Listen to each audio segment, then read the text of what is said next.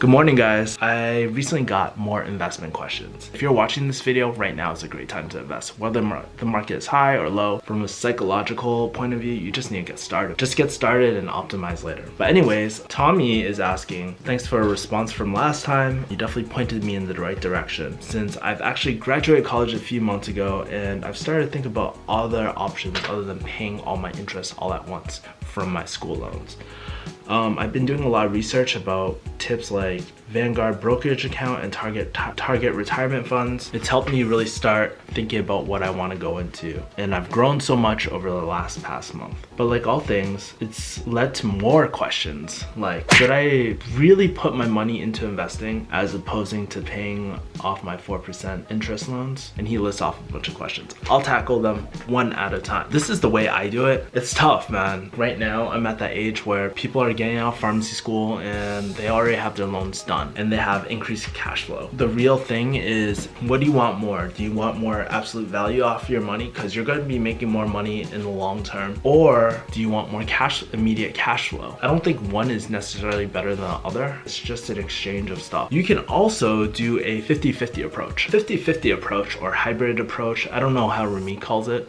Let's say you pay all the minimums on your loans at first. You calculate a number of how much you want to invest. Take half that number, put it into your loans, and then put the rest into your investments. That way you get the best of both worlds. It's a really great way if you don't know what to do. It's a great way to get started. For me, I think that extra return is really worth it. Over the course of 10 years, that 4% difference is gonna pay off, I hope. We'll see in 10 years if I have to suck dick for a living. We'll see how I'm doing. I really truly believe that if you have the correct strategy going in, you should be fine. Just realize that you're gonna have student loans for a lot longer, and make sure to not pull your investment money out right away just to pay off a loan. A lot of the time people don't realize this strategy and they're like, oh Kevin, but don't you want to get your loans out of the way? It's more of a psychological thing. Some people can't deal with that, you know, and I don't think that's necessarily a good or bad thing. You just really got to strategize based on your risk tolerance and personality. Where a lot of people can fail with the strategy is that they don't actually invest, right?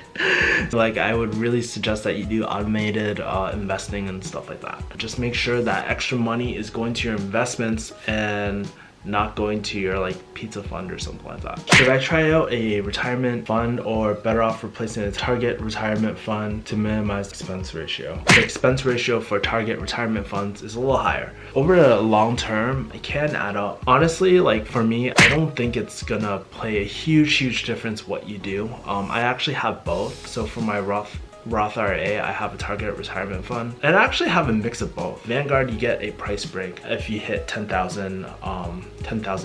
For my taxable account, I just do straight up index funds. I would say experiment with both.